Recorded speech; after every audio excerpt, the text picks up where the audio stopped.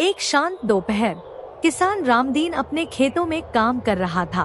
तभी एक कबूतर उसके कंधे पर आकर बैठ गया। रामदीन ने कबूतर के पैर में एक छोटा सा पुराना सा दिखने वाला पत्र बंधा देखा, जिसने तुरंत उसकी जिज्ञासा जगा दी। रामदीन ने सावधानी से चिट्ठी खोली। यह एक पुराना नक्शा था, किसी खजाने का नहीं, बल्कि पास की पहाड़ियों में एक छिपी हुई अनछुई हरियाली का। कबूतर उसे देखता रहा, मानो उसे समझने के लिए कह रहा हो। रामदीन के दिल में रोमांच की भावना जाग उठी। यह सप्ताहांत था, अन्वेषण के लिए एक आदर्श समय। उसने अपने पक्षी साथी के साथ एक रोमांचक यात्रा के लिए तैयारी करते हुए नक्शे के सुरागों का पालन करने का फैसला किया। अगली सुबह जल्दी रामदीन और कबूतर चल पड़े। वे हरे भरे खेतों से होते हुए नक्शे पर दिखाए गए धुंधले रास्ते पर चल रहे थे। दूर पहाड़ियां दिखाई दे रही थी।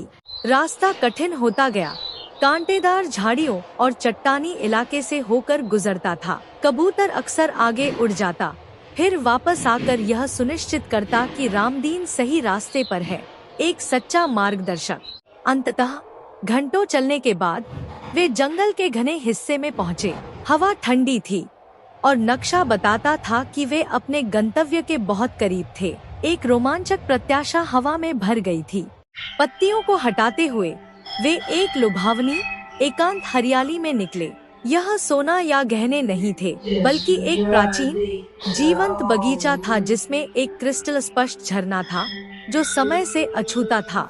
रामदीन चुपचाप आश्चर्य में खड़ा था, शांत सुंदरता से गहरा प्रभावित था। हवा जंगली फूलों की सुगंध और झरने की धीमी कलकल से भरी थी। कबूतर ने धीरे से गुटरगू किया, अपनी खुशी साझा करते हुए।